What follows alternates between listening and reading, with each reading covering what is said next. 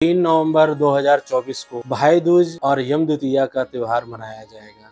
ध्यान दीजिएगा आप लोग, बड़ा सुंदर योग बनने जा रहा है। सौभाग्य योग 11:49 से 11:45 के मध्य अगर आप यमुना जी में स्नान करते हैं, सौभाग्य योग की प्राप्ति होती है।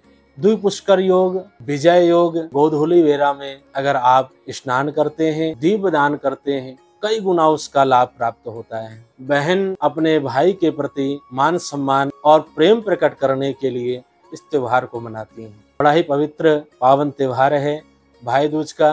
कहा जाता है कि सूर्य के पुत्र यम और यमराज की बहन कालिंदी यमुना विश्राम घाट पर यमदेव पहुंचे। बहन ने खूब स्वागत सत्कार किया, अपने भाई यमराज का तिलक किया, सुंदर भोग लगाया और सुंदर आरती की। भाई प्रसन्न हुआ और कहा बहन वरदान मांग। तो यमुना जी ने कहा जो भी आज के दिन विश्राम घाट में आकर के भाई बहन स्नान करेंगे और बहन अपने हाथ से अपने भाई के मस्तक पर तिलक करेगी और उसकी आरती उतारेगी, उसको कभी स्वप्न में भी यमलोक के दर्शन ना हो, उसे नरक न जाना पड़े। यमराज ने आशीर्वाद दिया। जो भी बहन श्रद्धा के साथ अपने भाई के मस्तक पर तिलक लगाती है और भाई की सुंदर आरती उतारती है, हाथ में कलावा बांधती है, तो ध्यान दीजिएगा कभी भी यमराज का और अकाल मृत्यु का प्रभाव उस पर नहीं होता। दूसरी कथा के अनुसार भगवान श्री कृष्ण ने जब नरकासुर या राक्षस का वध किया, उसके बाद जब अपनी बहन सुभद्रा के पास पहुंचे, वह दिन था कार्तिक शुक्ल पक्ष द्वितीय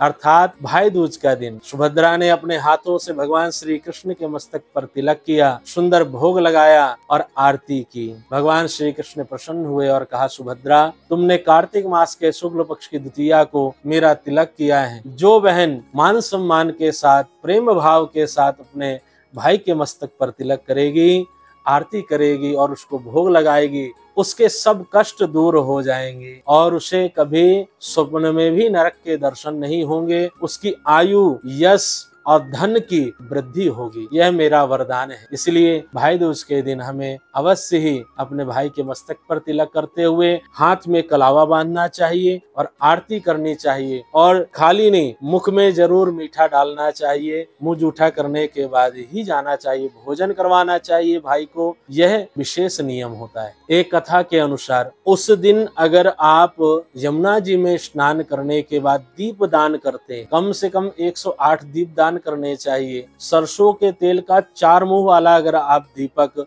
अपने घर के दरवाजे के बाहर रखते हैं, यमुना जी में घाट के पास लगाते हैं, तो इसको यम दीप दान कहा जाता है। ध्यान दें, भाई दूज के दिन, यम द्वितीया के दिन हमें दीप दान अवश्य ही करना चाहिए। धनतेरस से लेकर के यम द्वितीया तक 5 दिनों तक दीप दान का महत्व बताया गया है। तो आप भी ध्यान रखें, सुबह पहले पूरे शरीर में आप सरसों का तेल लगाएं, उसके बाद स्नान करें, तो जो भी शरीर में आपके रोग है, कष्ट है, वो दूर हो जाएगा और भगवान यमराज की कृपा से आपकी अकाल मृत्यु, दुर्घटना और कोई भी रोग आपको कभी सताएगा नहीं। आप हमेशा स्वस्थ रहेंगे। तो यम द्वितीया वाले दिन अवश्य ही आपको सरसों के तेल का दीप दान करना चाहिए, दीपक जलाना चाहिए। अपने मंदिर में, पीपल के वृक्ष के नीचे और घर के दरवाजे के बाहर तो अवश्य ही आपको चौमुहा दीपक रखना चाहिए यमराज के निमित्त। अगर आप यह कार्य करते हैं, आपके घर में धन, ऐश्वर्य, लाभ की प्राप्ति और सदा मान सम्मान आपका बना रहेगा। आपको भाई दूज की बहुत बहुत शुभकामनाएं। राधे राधे।